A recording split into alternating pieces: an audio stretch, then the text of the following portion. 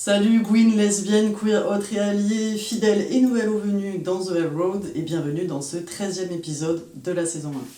Avant de commencer, et pour rappel, donc tous les épisodes sont diffusés sur cette chaîne YouTube et en dessous de chaque vidéo, vous retrouvez l'horodatage pour vous permettre de naviguer à votre aise dans l'ensemble de l'épisode et de tous les épisodes. Et aussi, vous pouvez retrouver les références qui sont données par les personnes interviewées sur des petites vignettes que je récapitule donc sur Facebook et Instagram.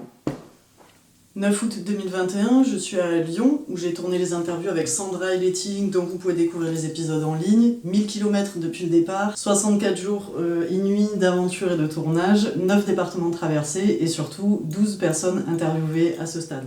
La veille de quitter Lyon, je suis franchement dépitée, on va dire, et épuisée moralement. Ça fait 7 mois que je bosse sur ce projet, 7 jours sur 7.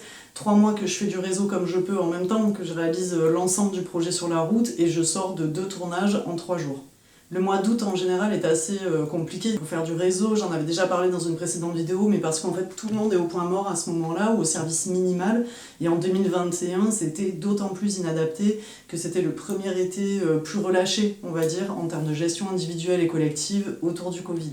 Globalement, tout le monde voulait se détendre, renouer avec plus de légèreté, profiter des moments off pour faire des sorties, se retrouver et pas forcément pour avoir des choses supplémentaires à gérer de type s'impliquer dans un projet lesbien. Enfin bon, moi c'est comme ça que je le perçois, hein, mais si ça se trouve c'était juste que ça vous a kiffé de me voir galérer jour après jour et faire des appels comme ça sur les réseaux sociaux. On sait pas en vrai ce qui s'est vraiment passé. Et surtout à cette époque-là, on est comme ça. Sur Instagram, on est 300 sur la page de The Hell Road. Au moment de quitter Lyon, la prochaine étape qui se dessine, faute de volontaires prêts à participer dans les environs, semble être Dijon, à 200 km donc, où une jeune lesbienne m'a demandé de témoigner. Alors quitte à envoyer des kilomètres dans cette direction, la veille de mon départ, j'envoie un message à une pote qui, grosso modo, se trouve entre Lyon et Dijon, on va dire, pour lui proposer de nous voir. Dans un premier temps, elle me propose de la tenir informée en fait, de mon avancée sur la route le lendemain, mais que bon, ça semble un peu probable en fait que nos plans coïncident. Vie de famille, gosse en bas âge, unique semaine en commun à toute la famille. Franchement, il manque une pote là-dedans, non ? Fin de matinée, le jour du départ, remplissage de la réserve d'eau, chargement du matériel, nettoyage de la chambre d'hôtel, petit mot aux dames de l'entretien, et je file en direction du village où vivent Colline, Cécile et leurs enfants. Alors pour rédiger cette intro, je me suis plongée en fait dans les archives vidéo que j'avais tourné face cam à l'époque, pour lâcher un peu mes états d'âme, et puis surtout à titre perso pour garder une trace dans la durée. Et sur ce coup-là, franchement, c'était pas des plus agréables à réécouter, déjà parce que je lis grave mon épuisement sur mon visage, sur mon corps amaigri. Je porte des vêtements dans lesquels je rentre absolument plus du tout aujourd'hui avec mon poids habituel. Et parce que j'entends pas mal de détresse dans mes propos. À ce moment-là, ce qui est omniprésent quand même dans les vidéos tournées avant le départ de Lyon, c'est que je me sens très fatiguée, très seule et isolée, malgré le projet et probablement du fait du projet. Ça fait 2 mois que je rencontre des personnes lesbiennes ou non, queer ou non, militantes ou non, ce qui est totalement génial après 2 ans sans espace communautaire et très peu de relations sociales. Sauf qu'en général, après quelques heures intenses passées avec une personne, le temps du tournage, ou dans le meilleur des cas une demi-journée ou quelques jours pendant lesquels je bossais déjà, trop, et bien j'étais seule en fait à gérer toutes ces émotions et surtout les réflexions permanentes que ça engendrait, et j'avais pas le temps en fait de faire décanter les informations et encore moins de les évacuer paisiblement tant je cogitais en permanence, et du coup ça s'accumulait et en fait je pense que j'étais vraiment en pleine saturation. Faut voir que je pense que j'ai découvert et appris autant de lesbian things en général ou sur ma vie lesbienne pendant ce voyage que pendant l'ensemble du reste de ma vie, je pense. Je me suis employée en fait à être vraiment disponible pour chaque interview et j'arrivais vraiment à couper de tout le reste pour m'engager sur chaque interview que j'ai réalisée. Mais voilà, à nouveau, je puisais dans la ressource. À chaque fois, j'emmagasinais des informations que je trouve vraiment toujours hyper intéressantes et qui du coup, à chaque fois, voilà, il y avait un traitement de données, il y avait plus de données que de traitement de données, donc c'était pas évident de suivre psychologiquement et moralement à cette passionnante et longue aventure. Les seules personnes à qui je parle pendant des mois sont celles que je croise pendant ce voyage, ou la poignée d'irréductibles fidèles, géniales et géniaux via les messageries des réseaux sociaux. Et en fait, je me dégageais pas suffisamment de temps pour me reposer, pas trop non plus pour appeler des potes, parce que techniquement, je savais que j'avais 3 mois pour réaliser la saison 1 et qu'en gros, il fallait bosser, quoi qu'il m'en coûte. Et de toute manière, je pense que j'avais peu de dispo mental pour autre chose. Et bon, bien évidemment, il y avait un fossé aussi qui se créait avec les personnes autour de moi, dans le sens où ce que je vivais était assez atypique et que du coup, voilà, ça a créé un fossé, on me posait souvent les mêmes questions, etc. Donc voilà, il y avait toujours ce truc de est-ce que j'appelle pour me répéter, et de toute manière, il y a aussi ce truc de j'ai très peu de potes lesbiennes autour de moi, en tout cas parmi mes plus proches, il y en a, mais pas que. Et il y a quand même beaucoup d'hétéros, et du coup, il y a aussi ce truc de. Même si globalement, mes meilleurs potes, évidemment, ils comprennent, ils savent, machin, il y a quand même un truc qui leur échappe, en fait, dans le pourquoi de tout ce truc-là. Donc voilà, j'avais pas forcément envie d'appeler, je suis restée focus, en fait, sur mon truc dans ma bulle. En tout cas, au moment de quitter Lyon, j'ai l'impression d'être un peu un zombie, je suis terriblement lassée, épuisée de lancer des appels pour le réseautage, et que ce soit aussi long et éreintant à mettre en place. Franchement, heureusement que parmi vous, certains envoyaient du support régulièrement, ont fait marcher du réseau de leur côté sans que je le voie forcément, mais en tout cas avec la durée, je m'en suis rendu compte, qui ont envoyé de la delphité, de l'amour, qui ont participé à faire du réseau et à écouter mes griefs aussi parfois, parce que ça m'a franchement aidé à tenir. Merci. Alors j'évoque fréquemment l'aspect psychologique de cette aventure, déjà parce que c'est une réalité du voyage, du projet, et surtout pour sensibiliser sur ce sujet, dans le sens où je pense que le sentiment d'isolement et les difficultés qu'on peut rencontrer quand on se lance dans un projet seul et conséquent en termes de durée, de temps de travail, de recherche, de réalisation, etc., c'est quand même assez fréquent. Et pour ma part, même si je l'avais préparé, en fait, je m'y étais pas suffisamment préparée. Voilà, il y a certains aspects qui m'échappaient et que j'ai vécu plein fouet pendant ce truc-là. Donc, si ça peut permettre à d'autres de minimiser un peu cet aspect-là et de prendre mieux soin de vos santé, mentale notamment, physique aussi, voilà, en tout cas de mieux considérer cet aspect-là, c'est cadeau. Si vous avez des questions, notamment, vous pouvez les mettre en commentaire, je peux essayer d'y répondre en attendant de sortir un contenu dédié sur ce sujet. Oh ça va, c'est bon, on reprend le cheminement jusqu'à Cécile, c'est bon, tranquille. Alors le 9 août, me voilà partie sur la route, je fais une pause pour grignoter et pour faire le point avec Colline qui me dit que je peux faire escale vite fait en début d'après-midi chez elle. Anecdote, mais la dernière fois qu'on s'était croisés avec Colline, c'était lors de mon road trip pour aller voir les matchs de la Coupe du Monde 2019 en France. Déjà à l'époque, ça faisait quelques années, je pense qu'on s'était pas vus et je devais passer 24 heures chez Colline, sauf que finalement, à peine arrivée, elle me disait qu'elle avait un billet pour le match qui avait lieu à Lyon quelques heures après, donc à 1 heure et demie de là, pour aller voir la demi-finale États-Unis-Angleterre. Est-ce que genre c'est à ce moment-là qu'on rappelle que sur l'ensemble des matchs de la Coupe du Monde et de toute la compétition, Megan Rapinoe elle a fait l'impasse sur 2 matchs, et c'est les 2 matchs que j'ai vus des États-Unis. Ben non, on va pas se rappeler de ça, franchement, on va pas se rappeler de ça quoi. Cette fois, pas de match en vue, j'arrive chez Colline et on part direct faire un tour dans le village et autour de l'étang.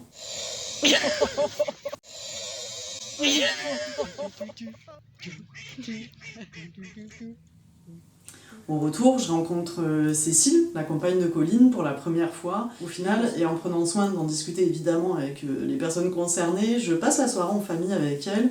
Et puis la nuit dans mon van, donc garé dans leur jardin, après avoir enlevé un chat déguisé en vache qui s'était incrusté dans ma cabine alors je me lavais les dents. Sérieux quoi, mais chaque nuit. Je sais plus trop comment ça s'est goupillé précisément, alors que j'étais là déjà plus en récréation et au repos qu'en tournage, mais j'ai souvenir d'un cheminement assez naturel. Je pense que c'est davantage venu de Cécile où à un moment donné j'ai dû sentir que peut-être que ça lui parlerait en fait de témoigner, donc je sais pas, est-ce que ça s'est fait un peu comme ça? En tout cas, peu importe qui de l'une ou de l'autre a proposé, toujours est-il que le matin, on est parti avec nos petites affaires, nos petites chaises là, et on est parti au bord du lac pour tourner cet épisode. Donc si je me suis pas trop perdue et que vous avez bien compris, donc au moment du tournage, on se connaît pas vraiment en fait avec Cécile, puisque c'est la première fois qu'on se rencontre lors de mon arrivée la veille dans l'après-midi. Donc c'est un tournage aussi assez particulier parce que c'est la compagne d'une pote à moi qui est une pote depuis environ 15 ans. Je suis la pote de sa femme et pour ma part, en fait, bien que j'ai l'habitude de faire vraiment de mon mieux pour prendre soin de chaque personne et de la considérer au mieux et de faire attention à elle voilà, pendant l'ensemble des tournages, là en tout cas ça ajoutait le fait que je puisse encore moins faire d'impair. Et j'imagine que pour Cécile aussi c'était un peu particulier, délicat peut-être aussi parfois, notamment quand elle parle de Colline pendant l'interview, évidemment donc pour les mêmes raisons.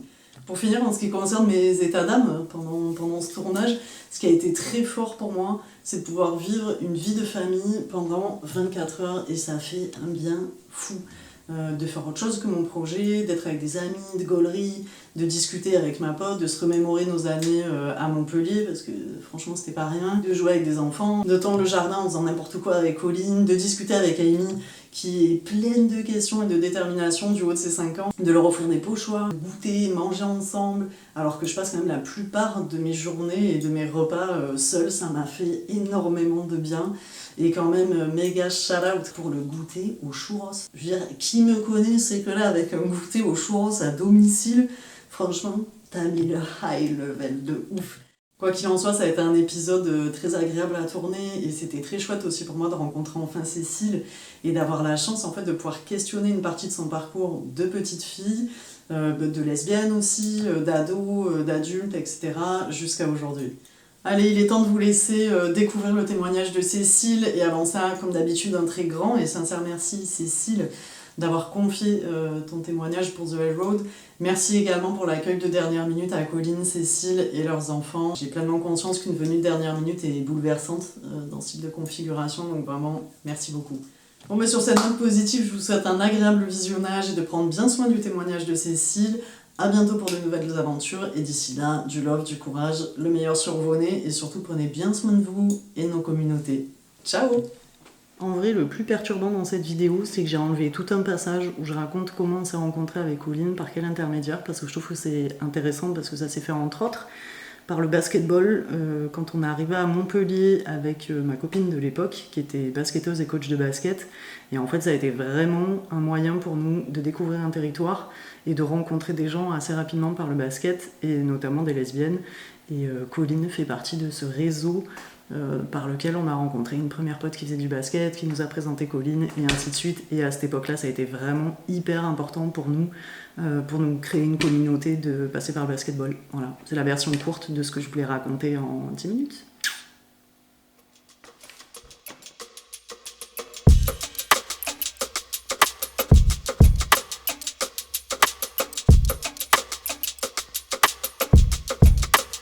Salut, pour commencer, bonjour. Est-ce que tu peux te présenter, s'il te plaît?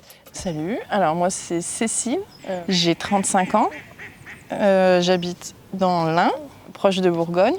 Voilà, je suis maman de 3 enfants, je suis mariée depuis 5-6 ans maintenant, le temps passe. Voilà. C'est déjà pas mal. Est-ce que tu peux dresser un petit portrait social, contexte social et familial éventuellement dans lequel tu as grandi et évolué jusqu'à aujourd'hui? Je suis l'aînée d'une famille, j'ai 2 frères, 2 plus petits frères. Mes parents, au niveau contexte social, plutôt moyenne classe. Voilà. Mon papa était maçon, ma maman technicienne de laboratoire. Donc voilà, contexte familial, pas des plus privilégiés, mais quand même privilégiés, je considère plutôt privilégié. Voilà, donc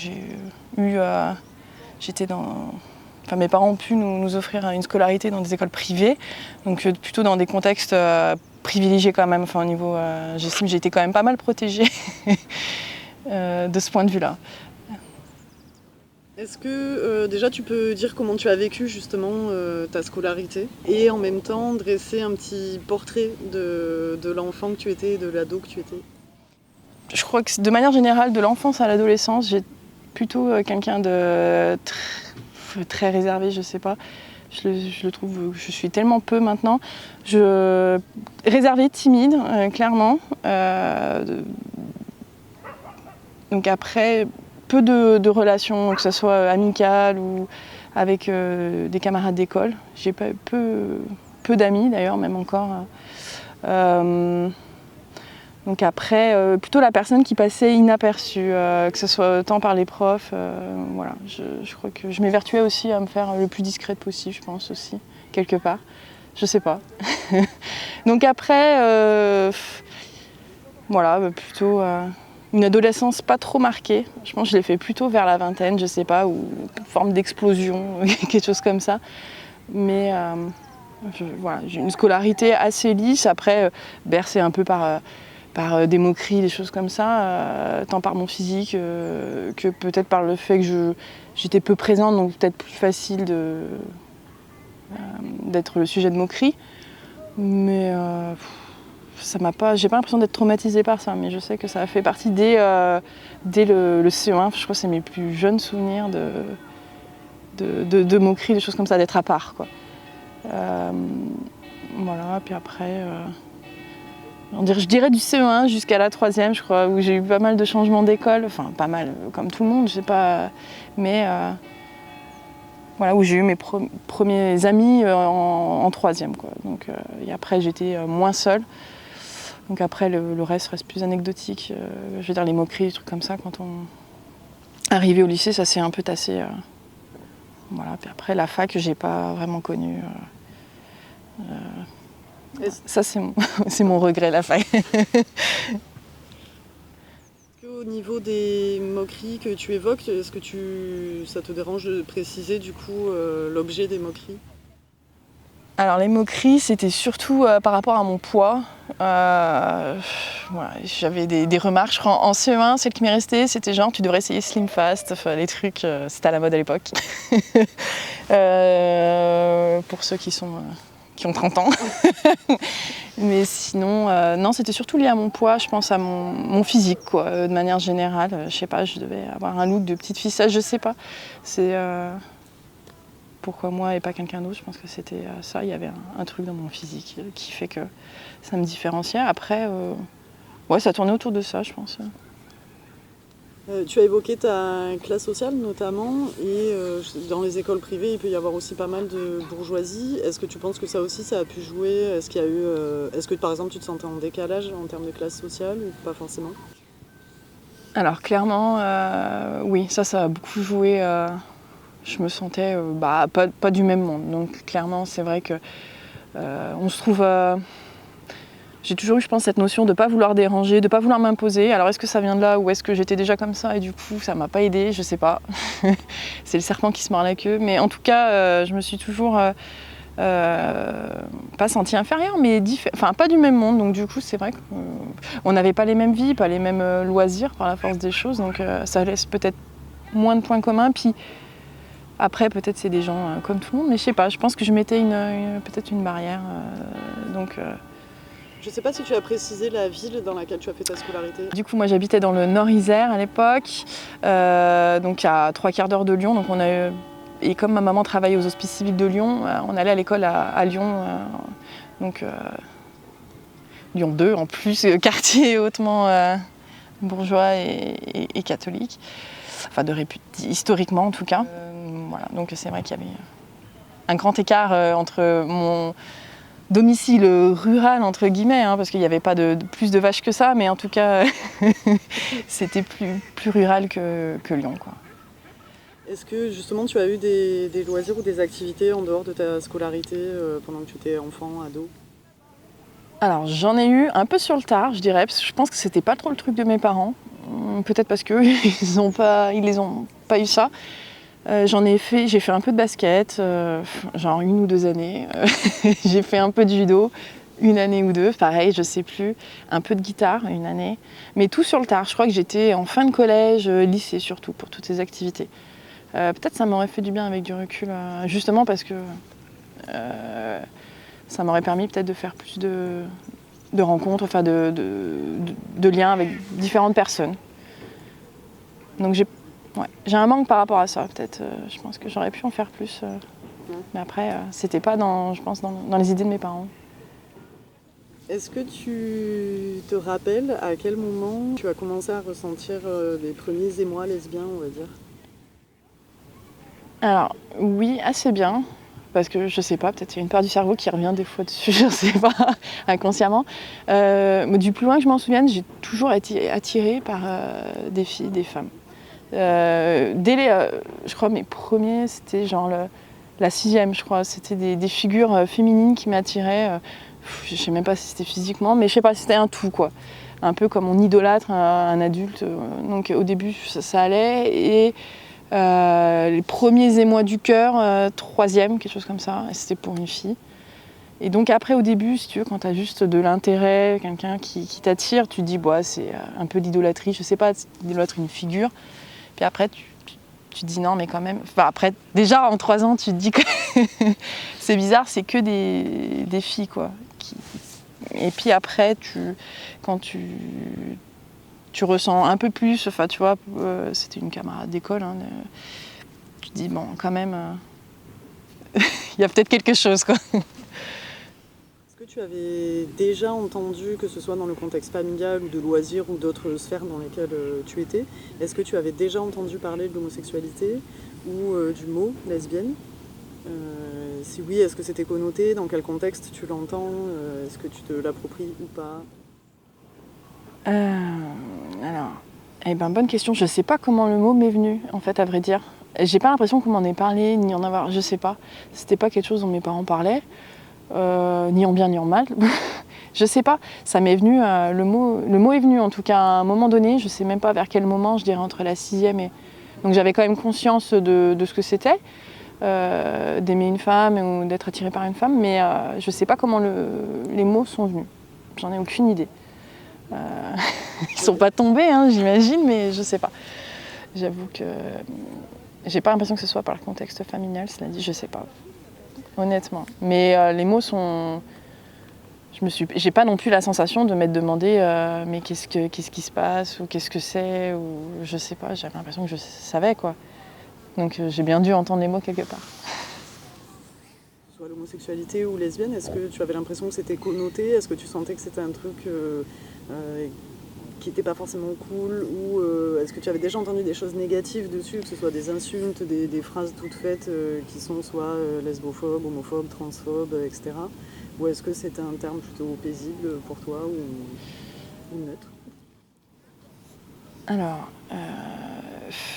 bonne question. Je pense pas qu'il était connoté. Par contre, il y avait quand même finalement un côté où on l'évoquait pas quand même. C'était pas très présent. Donc du coup, par la force des choses, c'est quelque chose, tout ce que j'ai ressenti un petit peu, j'en parlais pas parce que j'entendais pas parler d'homosexualité. Voilà, donc je pense qu'il y avait quand même pas du tabou, mais quelque chose dont on parlait pas quand même. Donc j'en ai pas parlé jusqu'à j'ai eu de la chance d'avoir des amis en 3e et qu'on est dans une. Je me sentais plutôt forte entre guillemets dans ce groupe d'amis.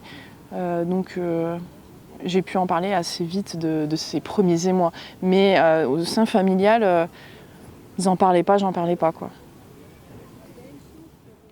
Tu dis que donc tu as eu des sentiments envers une personne quand tu étais en 3e, envers une femme, enfin une jeune femme. Est-ce que du coup ça a été l'occasion de vivre quelque chose ensemble? Et sinon en fait à quel moment tu as eu ta première relation lesbienne? Alors ça n'a pas été l'occasion de vivre ma première relation. Après je l'ai vécu quand même comme un premier chagrin d'amour, par la force des choses, mais bon j'ai quand même j'ai vécu quand même l'histoire entre guillemets, enfin il n'y a rien eu mais bon c'est pas grave, j'ai pu quand même ouvrir mon cœur auprès de la personne, enfin on est devenus amis, on se côtoie plus mais voilà quoi, c'est pas un secret, enfin j'ai vécu ce qu'il y avait à vivre quoi. Et après ma première histoire est venue, du coup après je pense que je suis arrivée aussi à un âge où j'avais envie justement de vivre quelque chose, je pense. Donc j'ai dû aller voir sur des chats, des trucs comme ça à l'époque, je sais pas. Donc je me suis fait lier avec des personnes qui étaient comme moi, entre guillemets, puisque dans mon entourage, j'en ai pas trouvé. Enfin dans mes amis, absolument pas. Et comme j'avais pas une vie sociale non plus hyper répandue, je pense peut-être pour savoir où je me situais, mais après ma première histoire... C'était une histoire un peu en ligne, entre guillemets. Je sais même pas si c'est la première, je sais pas trop. Ma première vraie histoire, vraiment... j'avais une 20... quel âge 20 ans 21 quelque chose comme ça 22 je sais plus, par là, quoi. Le contexte, c'était... Je travaillais à McDonald's, donc c'était une collègue de McDonald's qui était aussi à la fac comme moi, donc à la même fac. On faisait pas le même cursus scolaire. Et voilà, ça a commencé par une amitié qui a débordé, quoi. Est-ce que tu te souviens du coup un petit peu comment tu as vécu cette première relation, en tout cas avec une femme, vraiment, même si tu dis qu'il y avait eu d'autres des échanges ou d'autres coups de cœur, etc. Voilà, comment tu as vécu celle-là et est-ce que tu as fait ton coming out en même temps ou est-ce que c'est venu à un autre moment? Alors, il y a beaucoup à dire. Le coming out, je l'avais fait avant, entre guillemets, parce que au fur et à mesure, j'avais rencontré d'autres filles quand même qui me plaisaient. Et c'est quand même à l'adolescence, enfin j'avais quand même plus de 18 ans, quelque chose comme ça. Pour moi, l'adolescence, je l'ai fait entre 18 et 20 ans. J'étais exacerbée, je pense. Et je pense, enfin, en tout cas auprès de ma famille, je ne l'ai jamais fait auprès de mon père, d'ailleurs c'est ma mère qui faisait le lien, mais elle m'avait vue triste, et elle m'avait dit mais t'as une peine de cœur, et elle a gratté, j'ai pas vraiment prononcé le mot, mais c'est une fille. Alors là j'ai acquiescé, quoi. C'est comme ça que c'est sorti, c'est pas vraiment des mots qui ont été formulés. Donc c'est comme ça qu'elle a appris, mais c'était vers 18-20 ans ça, alors que ma première histoire c'était plus tard. Vers 22 ans, quoi, ma première vraie histoire. Et après, elle a été frustrante. Enfin, je sais pas, c'est une vraie histoire parce que c'était quelqu'un que j'avais eu un coup de cœur. Il y avait vraiment des sentiments. Après, l'histoire n'a pas été du tout épanouissante parce que c'était quelqu'un qui était hétéro, donc qui a pas pu, ou s'est pas laissé vivre, qui était un peu plus âgé que moi, donc qui était dans une partie de sa vie où elle faisait des constats. Donc je suis pas tombée au bon moment non plus, peut-être que ça aurait pu mieux se passer aussi, mais en tout cas, voilà, on n'a pas eu, je pense, notre chance de vivre une histoire. Ça a duré quand même presque un an, entraînant, enfin, à vivre cette histoire un peu compliquée, mais en tout cas, j'ai vécu quand même un moment réciproque, il y avait quand même une certaine réciprocité. Donc voilà, après, pas des plus épanouissantes. Mais voilà, après le coming out, je l'avais fait auprès de mes amis en troisième, auprès de mes parents, ça s'est fait autour des 20 ans. Au final, après, ma mère l'a dit à tout le monde. Mais ça m'a pas dérangée dans le sens où je sais pas si je me voyais pas, j'étais pas quelqu'un à parler de moi. Enfin, je me faisais petite même dans ma famille, donc je serais pas allée. On n'a jamais parlé de choses vraiment en fait importantes d'ailleurs avec mes parents. Donc sentimentalement ou même entre nous, on n'a jamais pas eu cette relation-là de. On parle pas de soi, quoi.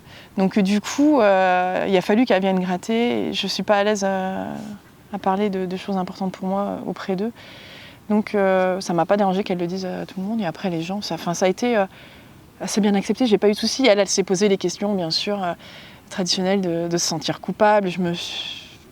Donc ça m'a peut-être fait aussi un peu culpabiliser à un moment donné. Je me suis dit j'essaye avec des garçons aussi, je sais pas.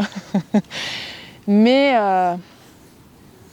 voilà, je pense qu'elle a aussi eu un moment où elle ne savait pas trop où se situer. Ça n'a pas été facile, mais enfin, c'était pas non plus extrêmement oh, c'est pas grave. Je sais pas si ça se passe comme ça dans des familles. Je pense qu'elle ne savait pas, je pense elle-même, trop comment se situer. Je pense qu'elle s'y attendait pas. Je sais pas. Mais bon. Donc mon coming out s'est fait à plusieurs échelles. Et après, maintenant c'est un sujet. Les gens le découvrent un peu sur le fait. Je repense à mon patron quand j'ai dû lui annoncer quand j'allais être maman pour la première fois, parce que j'allais avoir un congé. Et comme j'étais pas enceinte, c'est forcément, il le découvre. Oui, voilà, je voulais vous prévenir. Donc j'aurai une absence, un congé. D'accueil d'un enfant dans le foyer, parce qu'ils ont changé les termes, mais bon, c'est à rallonge du coup. Il m'a dit, mais avec une femme, donc vous êtes en couple avec une femme? Il a répété, oui, je suis mariée avec une femme. Parce qu'il savait que j'étais mariée, mais voilà, il découvre un peu sur le tard, quoi, et ça fait des espèces de mini coming out, je sais pas, c'est toujours un moment où les gens des fois pensent avoir mal entendu, je sais pas, c'est bizarre, quoi, comme situation. Tu as évoqué furtivement le fait que, je sais pas, par rapport à ta mère et à sa réaction, il y a eu le truc de « Ah mais tiens, si ça se trouve en fait les garçons... » Du coup, est-ce que tu as eu l'occasion de relationner avec des garçons d'un point de vue intime, quoi, tu vois, d'avoir des relations avec des garçons, ou est-ce que tu as eu uniquement des relations avec des femmes? Alors j'ai essayé, d'une parce qu'il y avait quelques rares hommes qui arrivaient à me plaire. Donc je sentais que ça aurait peut-être ça aurait pu, hein, d'ailleurs, par la force des choses, ça s'est pas fait parce que les rares garçons que j'ai rencontrés me disaient non mais je vais te blesser ou je sais pas. Donc ils sentaient que je sais pas, ça c'était pas pour moi, je sais pas. Après j'ai eu un petit copain, pareil vers les... après ma première histoire, enfin après cette histoire un peu frustrante d'1 an avec ma copine, je pense que j'étais pas assez attirée par lui. Enfin, il n'y avait pas déjà cette attirance. Donc j'ai essayé, mais j'ai essayé 1 mois. On n'a pas réussi à avoir de rapport. Je pense parce que j'étais pas détendue. Je sais pas, on n'a pas réussi. C'est pas qu'on n'a pas essayé, mais j'ai pas réussi. Et après, ça a été pour moi la fin, quoi. Donc, je pense. Donc j'ai essayé sans essayer, quoi. Ça aurait peut-être pu, je sais pas. En tout cas pas avec lui, mais peut-être avec un des rares garçons qui m'ont plu. Enfin, j'en pense à un surtout. Il n'y en a pas 50, mais je saurais jamais. Est-ce que tu as eu besoin de trouver ou de chercher des références en fait en termes notamment des personnes lesbiennes? Est-ce que tu as eu l'occasion de faire des recherches? Si oui, comment? Où est-ce que tu as trouvé des références si tu en as eu besoin?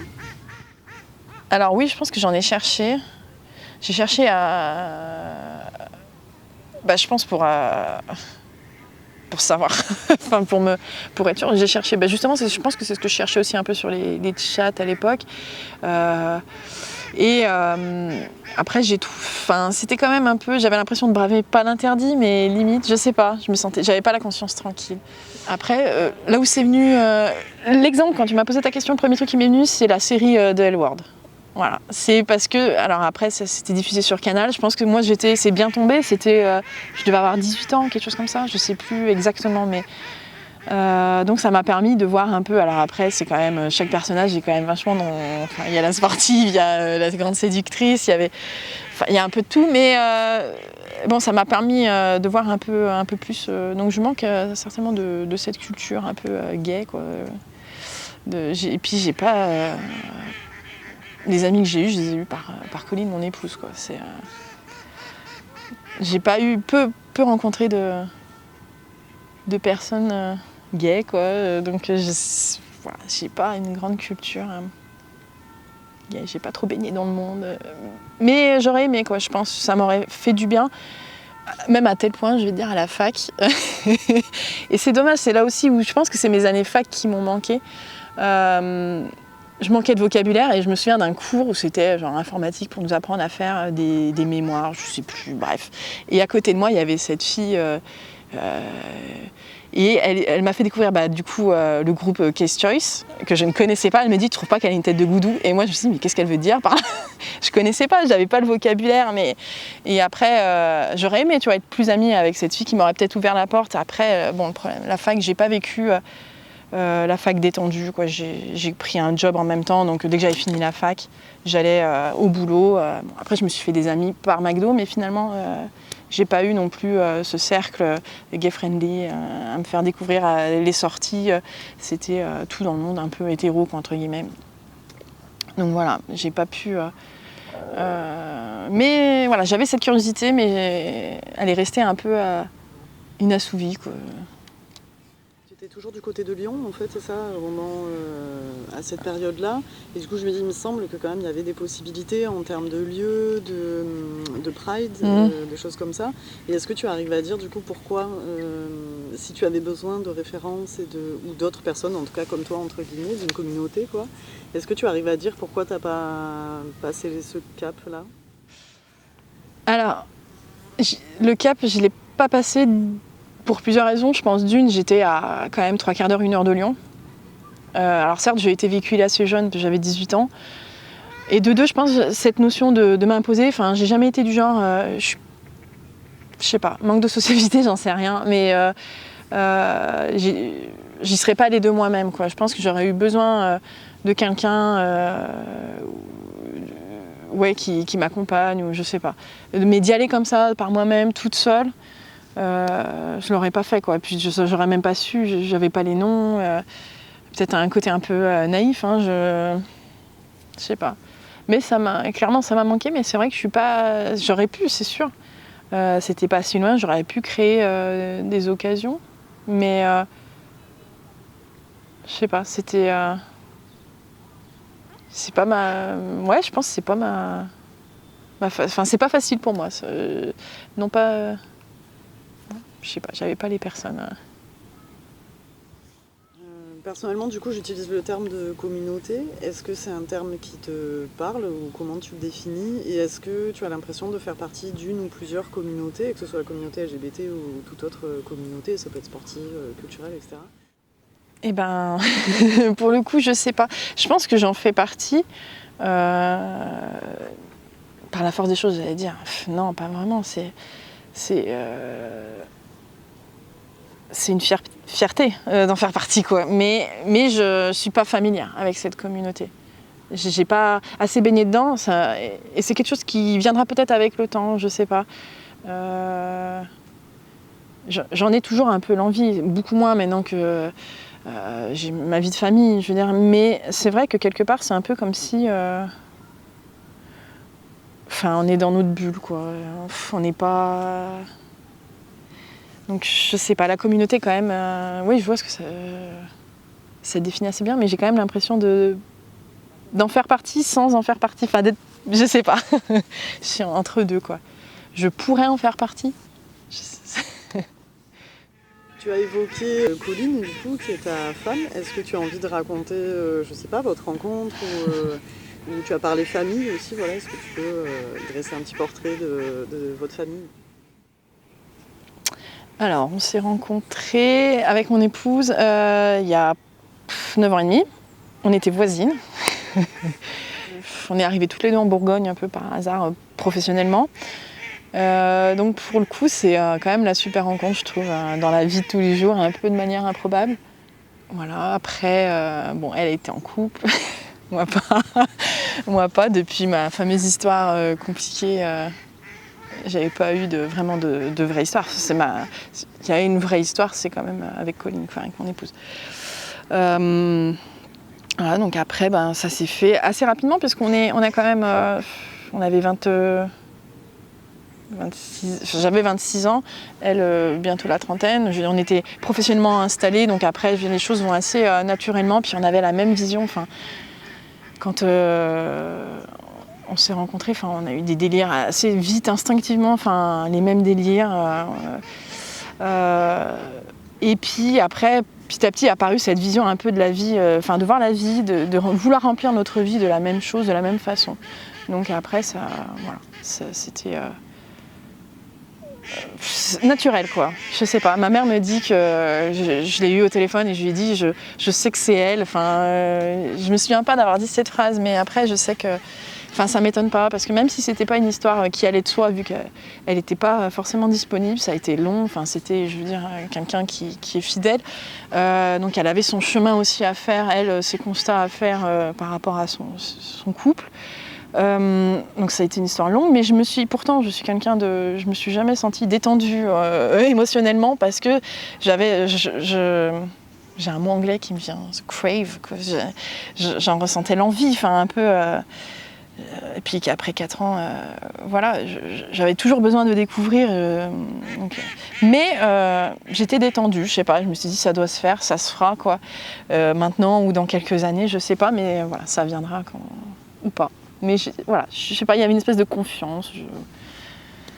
Et puis voilà, ça a plutôt bien fonctionné. Au bout du compte, ça a fini par basculer, un peu de manière...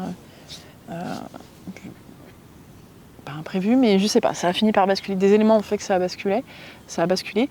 Et puis après, notre vie famille est venue aussi naturellement. On avait la même envie d'enfants. Et c'est venu plus vite que ce qu'on pensait, parce qu'on était bien, on a profité une année ou deux. Après, il y a eu l'envie d'enfant.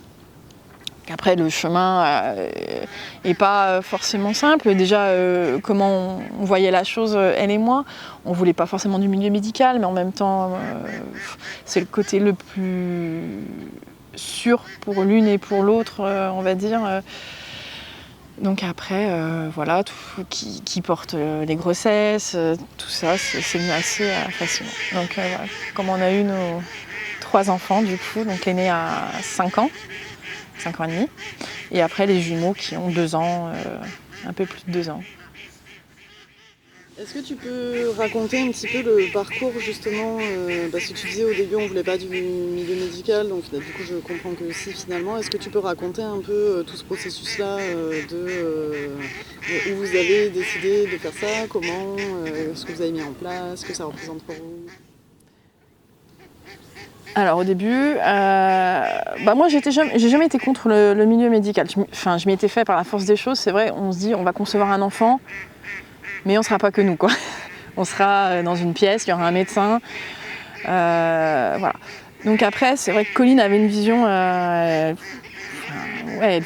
si possible que ce soit que nous, un peu comme on le voit dans les films, quoi. Je sais pas. Donc on s'est dit, on s'est renseigné un peu sur les procédures un peu plus artisanales, quoi, entre guillemets. Donc on avait trouvé un donneur sur un site de coparentalité où il propose un peu plusieurs choses. Mais on restait un peu, on voulait pas payer non plus parce qu'on partait de ce principe que normalement on ne devrait pas avoir à payer pour avoir un enfant, quoi. On voulait pas payer pour un enfant. C'était une image aussi qui plaisait pas à Colline, et ce que je comprends moi non plus. Donc après on peut le voir maintenant, on paye pour des actes médicaux. Mais voilà, c'est vrai que c'est pas agréable que l'argent rentre en ligne de compte dans ce domaine-là. Et voilà, on a essayé, on a fait une tentative ou deux, puis après on a eu des gros doutes quand même sur le donneur. Je sais pas, il répondait pas à nos questions, il était soit stressé un soir, je sais pas, parce qu'on le croisait très peu finalement. Il venait, voilà, ça se faisait dans un hôtel, lui il faisait ses affaires, après nous, il nous laissait ses affaires. Bref, après c'était entre nous. C'est vrai que c'était sympa pour ça, mais on a eu des doutes quand même. On s'est dit c'est vrai, alors ça il nous a montré des examens médicaux, mais on le connaît pas et il répondait pas à nos questions. Je sais pas, on a l'impression est-ce qu'il est tout à fait normal, on sait pas. Soit il était vraiment pas à l'aise, soit il avait un souci. Et puis moi j'avais quand même ce stress de me dire qu'il y a quand même une personne, est-ce qu'il va pas venir à un moment donné prétendre quelque chose sur nos enfants. Donc je mets plus le côté vraiment don anonyme. Après 2 tentatives comme ça, on est parti sur la Belgique, dans une clinique. Et on a de la chance, c'est-à-dire que déjà à ce moment-là, ça se faisait assez vite. Il n'y avait pas besoin de passer par une commission où ils évaluent ton dossier, genre est-ce que oui ou non on va les aider ou pas. Enfin, c'est quand même... voilà, ils nous ont aidés, ça allait de soi pour eux. Donc c'était rassurant pour nous aussi de se sentir accueillis comme ça. Donc on a refait 3 tentatives en Belgique, il y a eu 2 fausses couches au total. Voilà, ça a été un peu long, ça a mis au total 1 an et demi avant la première grossesse.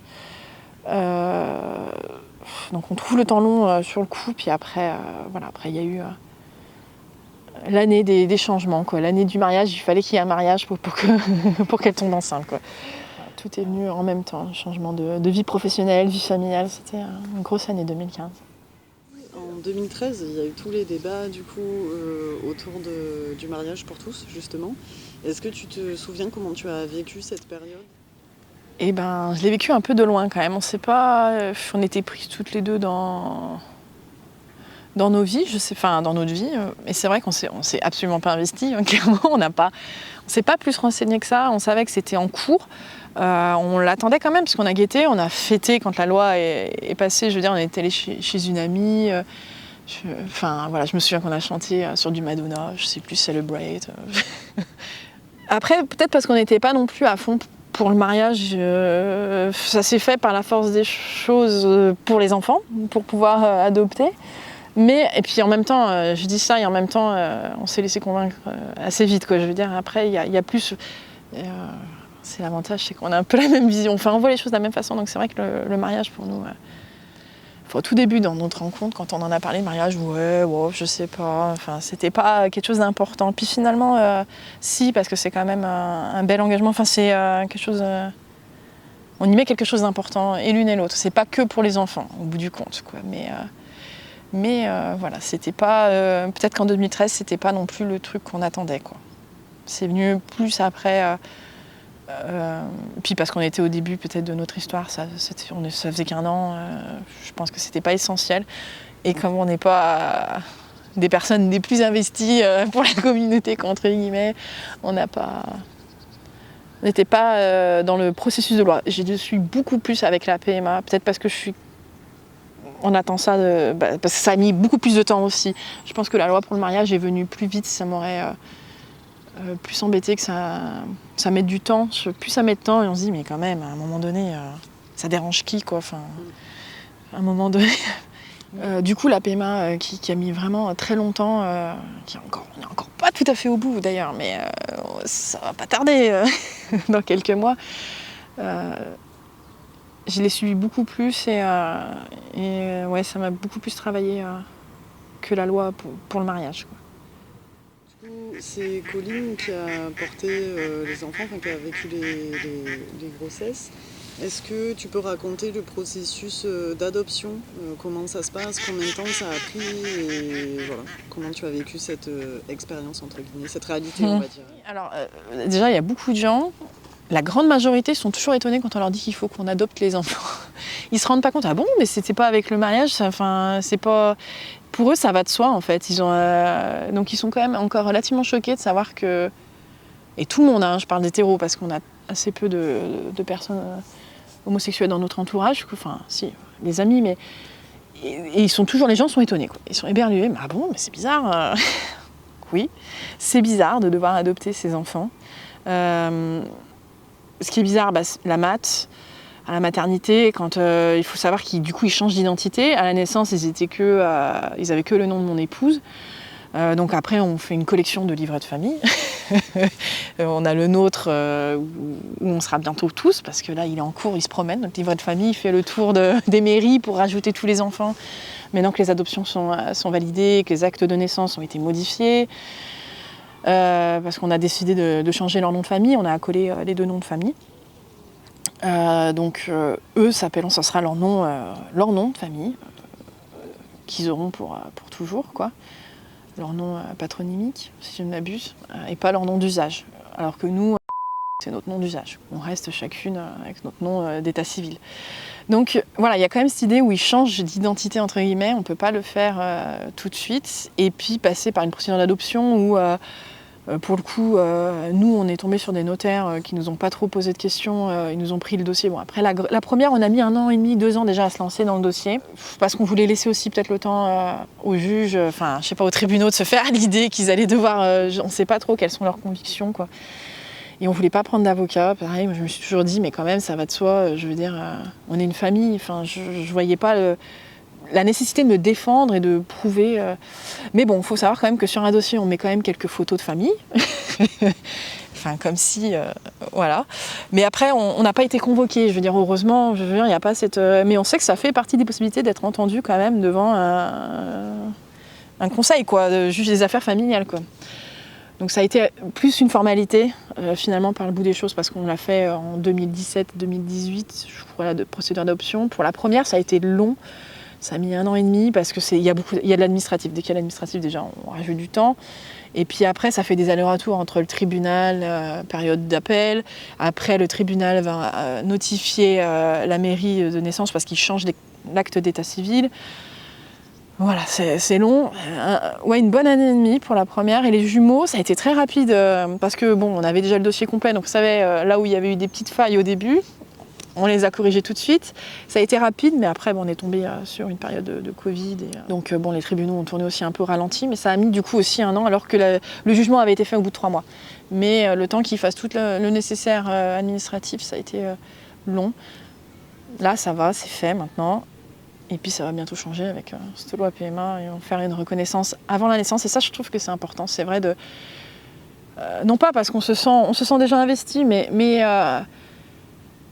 mais cette histoire de nom de famille, de ne pas le déclarer à la naissance, c'est quand même un peu triste, quoi. Même si les hôpitaux sont compréhensifs, bon, même si il y a quand même toujours... on m'a virée quand même d'une salle de soins parce qu'elle ne savait pas. Elle me prenait pour une amie, je pense, et du coup... Mais ils essayent quand même vraiment de nous inclure. J'ai jamais eu de soucis avec les hôpitaux pour les soins, etc. Mais... Bon, à partie état civil, quand même, c'est un peu triste parce qu'on ne peut pas le reconnaître et il n'a pas notre nom. Et après, les écoles, on n'a jamais eu non plus de problème par rapport à ça, ni par rapport à l'école, ni par rapport à la crèche, même si ils avaient qu'un demi-nom et qu'après, il faut apporter un nouvel acte de naissance, etc. Voilà, la partie administrative n'est pas agréable. C'est vrai que ça gagnerait... ça va être plus simple. Il y aura quand même des démarches à faire, mais ça va être comme n'importe qui, quoi. Comme un couple hétéro, finalement, qui passerait par un don. je suis pas sûre qu'ils aient besoin de passer par l'adoption. Ils n'avaient pas besoin jusque-là. Et ils vont faire la même reconnaissance et ça sera tout aussi bien, quoi. Comment tu te sentais en fait avant l'adoption de tes propres enfants? Est-ce qu'il y avait des endroits où tu avais des inquiétudes? Quelle était en fait ta part, même d'un point de vue légal par exemple, s'il arrivait quelque chose à ta femme? Du coup, est-ce que tu peux donner des exemples où, tu vois, pour des personnes par exemple qui auraient moins conscience de l'importance de pouvoir reconnaître ses enfants, ses propres enfants, en cas où il arrive quelque chose à ta compagne et que tu n'as pas encore la procédure d'adoption effectuée, où est-ce que tu te situes en termes de droits, de possibilités Alors, en tant que couple marié, je pense que j'aurais bénéficié des droits d'une belle-mère. C'est-à-dire peut-être, j'aurais pu prétendre certes à un droit de visite, j'imagine, mais techniquement, les enfants,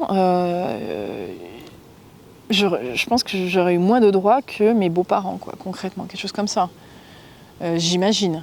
Après, peut-être que devant un juge, ça se défend par les temps qui courent. Il y avait, je pense, un manque au niveau de la loi, mais ça allait pas de soi. Ça allait pas de soi et j'aurais pas été à l'abri que certainement on m'enlève mes enfants. Et de même, le fait de les... c'est pareil, dans les adoptions, il y a 2 types d'adoptions.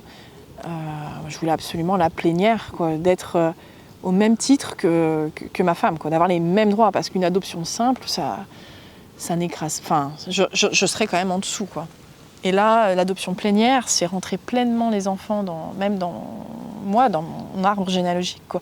Et même par rapport à ma famille, qu'ils le veuillent ou non, ils sont là, quoi. On ne peut pas les déshériter, ils font partie de mon arbre. Donc ça, c'était important, je pense aussi, non pas que ma famille soit dans le rejet, mais voilà, c'est mes enfants et d'avoir les mêmes droits. Et c'est vrai qu'avant l'adoption, je pense que c'est clairement des droits de beaux-parents, quoi. Donc j'aurais pu, même pour des soins médicaux, et je crois qu'avant il y avait une reconnaissance à faire devant un tribunal pour partager l'autorité. Je crois que maintenant, c'était tacite, on va dire. C'était devenu un peu tacite. On n'a pas eu besoin de faire ça, mais pour des soins médicaux, je me suis toujours posé la question, est-ce que j'aurais pu intervenir si Colline n'était pas disponible, quoi. Est-ce que j'aurais pu je sais pas. Heureusement, on n'a pas eu le cas.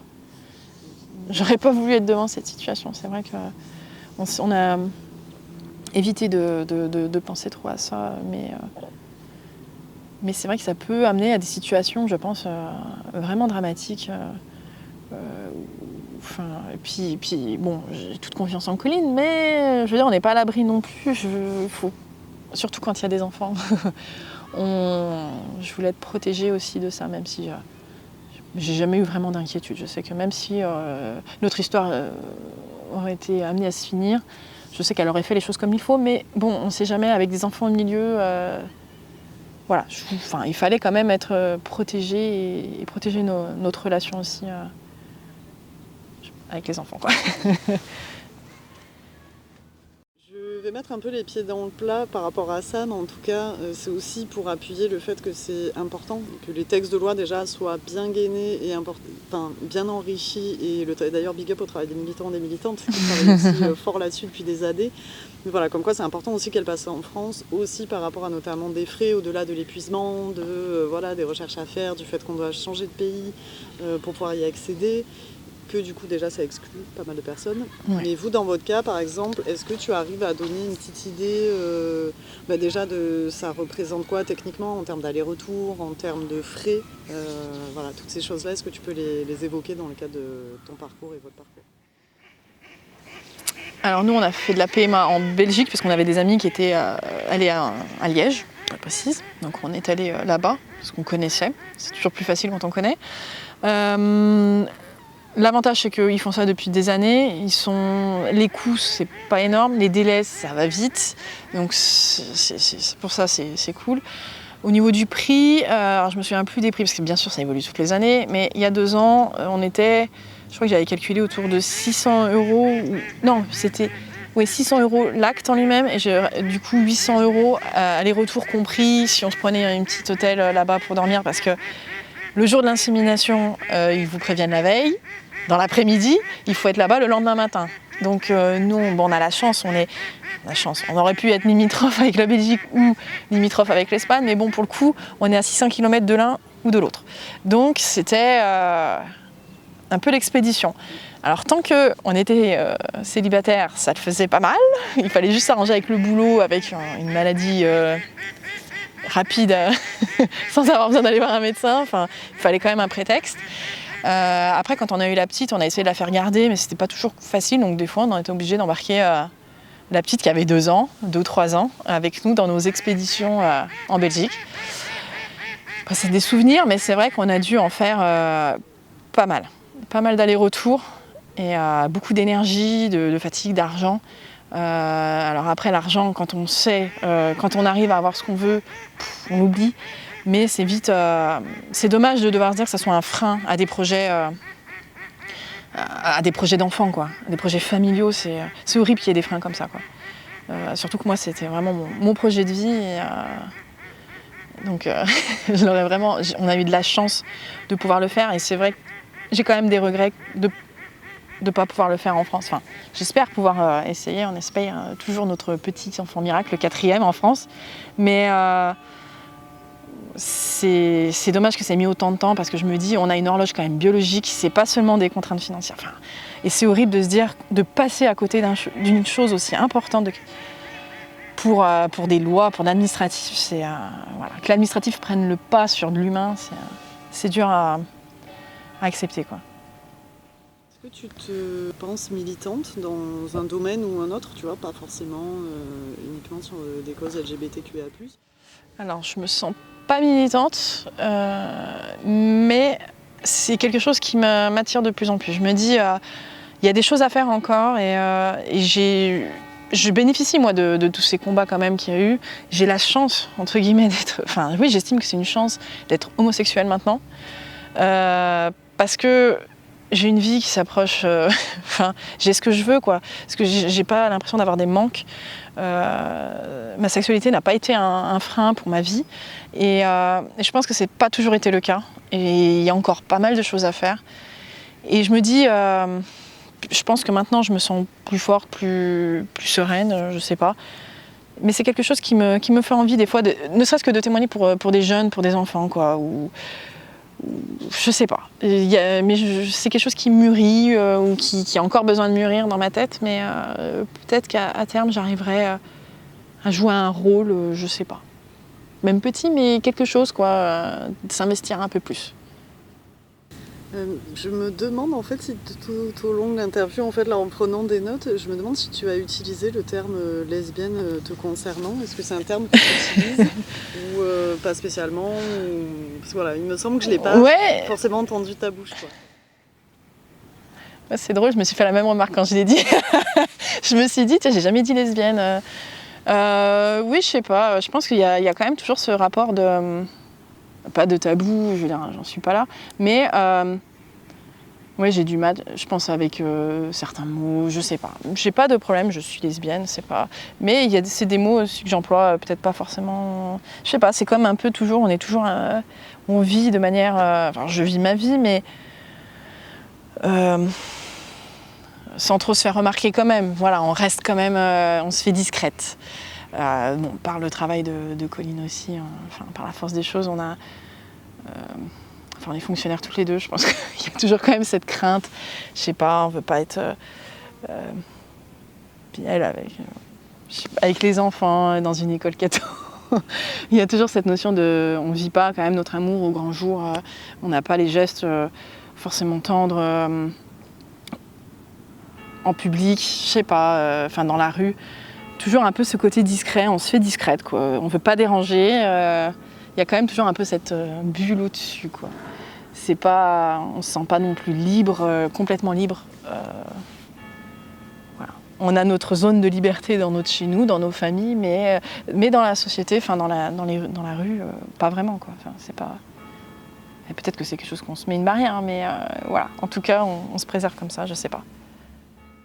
À la question, est-ce que tu es militante? Tu as répondu, je me considère pas forcément comme militante, mais c'est quelque chose que j'aimerais faire évoluer. Et en fait, ça me fait un peu glisser assez naturellement sur la question de pourquoi tu témoignes dans The Yellow Road, du coup, et comment tu as eu connaissance du projet, pourquoi est-ce que tu témoignes, est-ce qu'il n'y aurait pas là quand même un acte assez militant quand même? Bah, du coup, ouais, c'est un petit côté militant, mais un militant facile parce que tu viens à moi. Donc forcément, c'est la bonne occasion quoi, pour moi.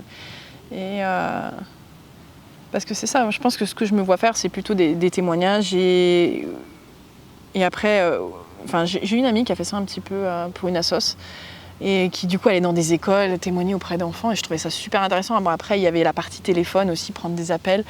Je me sens moins à l'aise avec cette partie-là, mais pourquoi pas quoi. Je me dis, il y a plein de façons d'aider, et c'est vrai que le témoigner, oui, ça en fait partie. Donc ouais, c'est pas mal. Enfin, c'est un premier pas. Après, je verrai, c'est vrai que avec des enfants en bas âge, c'est plus compliqué, mais c'est quelque chose à faire, même pour eux, quoi. C'est vrai, effectivement, c'est vrai que je me rendais pas compte qu'ils faisaient aussi partie de cette communauté. C'est vrai que quelque chose qu'il va falloir que je développe auprès d'eux aussi, quoi. Que ça soit une richesse aussi pour eux, quoi. Puisque jusqu'à présent, on s'est pas servi de la communauté, comme une richesse, mais c'est vrai que pourquoi pas pour eux, ça peut être intéressant les aider aussi. Notamment si tu peux brièvement aborder la partie situation sanitaire et notamment la gestion du gouvernement, donc où il y a eu des confinements, des machins et que beaucoup de familles sont retrouvées en galère, et de personnes d'une manière générale, des individus. Est-ce que tu peux dire un petit peu comment vous avez vécu cette situation en tant que famille et est-ce que, j'en sais rien, l'influence qu'elle a eue sur vous en tant que personne ou sur vos enfants et voilà, où vous en êtes avec ça aujourd'hui? Alors... il n'y a rien eu de mieux que le premier confinement. Non, le premier confinement a été assez difficile, je pense, pour tout le monde. Nous, d'un point de vue perso, tout le monde était dans sa bulle, je pense. Mon épouse a continué, elle est enseignante, donc elle a continué à enseigner de la maison avec 3 enfants de moins de 6 ans. Donc 2 ans et qui avait 1 an et demi d'ailleurs, 1 an à l'époque, non, ils avaient qu'1 an, et la grande avait 5 ans, 4 ans, je sais plus. Bref, ils étaient tous moins de 5 ans, ouais c'est ça, 3 enfants de moins de 5 ans. Et ça a été compliqué, je pense, surtout pour elle. Nous, l'interdit des lieux, à part créer un climat anxiogène, quand on allait faire ses courses, en soi, on ne sort pas plus que ça. Enfin, on pouvait toujours sortir dans la rue, aller au parc, donc ça a été. Couper de la famille, ça a désociabilisé les enfants. Ça a été un peu compliqué. Je me souviens d'un rendez-vous chez le pédiatre pour les 1 an des jumeaux, justement, où la grande était excitée au possible de prendre la voiture. Genre, c'était l'événement de la semaine, quoi. On va vraiment prendre la voiture ? Oui, on va prendre. Et les petits, eux, apeurés à s'agripper à nous parce qu'ils avaient vu un autre être humain que nous. Ils n'en avaient pas vu depuis 1 mois, quoi. Donc, voilà. D'un point de vue sociabilité pour les enfants, j'ai trouvé ça absolument horrible. La grande, depuis, qui était, elle, assez timide et réservée, ça lui a fait, je trouve, beaucoup de mal. C'est un peu les effets, les dommages collatéraux du confinement. Après, d'un point de vue organisation, moi, j'ai continué à travailler en présentiel. J'ai été arrêtée 3 semaines pour maladie. Voilà, c'était un peu la même vie en plus compliqué. On n'a pas vraiment profité, je sais pas, le président nous a bien conseillé de bouquiner, d'en profiter pour passer des bons moments. Bon, je sais pas où ils étaient, mais en tout cas, j'ai trouvé que c'était compliqué de tout faire tenir en une journée, de s'occuper des enfants, de gérer le travail, la maison. Ouais, parce que tu dis du coup que Colline était seule chez elle avec 3 enfants, plus la charge de travail. Plus les 27 à distance. Les 27 enfants qu'elle devait gérer parce qu'elle est institutrice. Voilà, en plus elle était en temps partiel. Il n'y avait plus rien de respecté, quoi. Elle travaillait de minuit à 2h du matin, dès qu'elle avait un moment. Donc je trouvais que c'était épuisant pour elle. Du coup, épuisant aussi pour les enfants, parce que clairement, si on n'a pas des parents qui sont pleinement là pour soi, c'est peut-être pas non plus terrible pour eux. perte de rythme parce que voilà, il n'y avait plus le rythme école, copains, on voyait plus trop les grands-parents, enfin voilà, c'est compliqué. Vraiment pour eux et puis pour nous. Mais bon, heureusement après c'est passé. Et les autres confinements, bon, c'était la gnognotte entre guillemets quoi, en comparaison des autres, enfin on les a moins ressentis. Parce que la crèche prenait les petits aussi, ça c'est vrai que ça aide. Est-ce que tu aurais des petits tips, des astuces, tu vois, pour des personnes qui découvriraient des émois lesbiens ou qui se poseraient des questions ou qui seraient ce qu'on dit des bébés gouines, tu vois? Bah, je sais pas si j'ai des conseils, mais personnellement, moi je pense que j'aurais gagné à être plus entourée, plus vite. Ça m'aurait permis d'être plus à l'aise peut-être aussi. Et avec les mots, et avec, je sais pas, toute cette fameuse communauté que j'ai pas vraiment rencontrée, quoi. Et ça, je pense que ça reste un manque. Donc, je pense d'une manière ou d'une autre d'essayer de trouver un chemin vers la communauté ou des gens, des amis, des connaissances, je sais pas, pour permettre, si on a des questions, enfin, même si on est dans une phase de questionnement, justement, ça peut aider juste à savoir où est-ce qu'on se trouve. Le but, c'est de se trouver, quoi. Donc, voilà, c'est de s'alimenter un peu de différentes histoires, différents vécus, et d'arriver à se trouver par rapport à ça, quoi. Donc je dirais d'essayer ça peut être... Enfin moi ça m'aurait aidé, je pense. Ça m'aurait aidé, donc je me dis ça peut aider. Qu'est-ce que je peux te souhaiter en fait pour les mois à venir là, pour ta vie? La première chose qui me vient en tête, c'est le fameux bébé miracle. C'est la PMA qui mette ses décrets d'application rapidement et qu'on puisse avoir une PMA prise en charge, chose que j'ai pas pu bénéficier, quoi. Voilà. Donc j'aimerais pouvoir avoir une vraie chance de vivre une grossesse et d'avoir notre quatrième enfant, la conclusion de notre famille, quoi. Enfin, la conclusion. Dans le nombre de membres et après. Et voilà. Donc ouais, le petit bébé miracle en France, ça serait une bonne chose. Ok, bah du coup, fin d'interview pour aujourd'hui. Je te remercie beaucoup pour ta participation qui n'était pas prévue. Il s'avère que je suis passée par chez vous et que, bah, je sais pas, d'un coup j'ai eu l'impression que c'était assez évident pour toi, ton envie de témoigner. Donc merci beaucoup de l'avoir fait, voilà, pour ton temps. Et voilà, ça c'est pour le spot. Comment ça s'est passé? Trop cool. C'est vrai, on est pas mal. Quand même, parce qu'on ne vous a pas montré, mais vous avez peut-être entendu les canards et les cloches de l'église. Des canards, des hérons. C'est vrai, on a un beau cadre. Pas trop mal. Voilà. Ciao. Ciao. C'est vrai qu'on a un super cadre. Salut, c'est Romain. Et oui, t'as cru que t'en avais fini ou quoi? Pas du tout. Bah écoute, si t'es arrivé jusqu'à la fin de cet épisode, c'est que peut-être t'as kiffé un peu. Si t'as kiffé, je t'invite à faire du like, du com, de t'abonner, d'en parler autour de toi.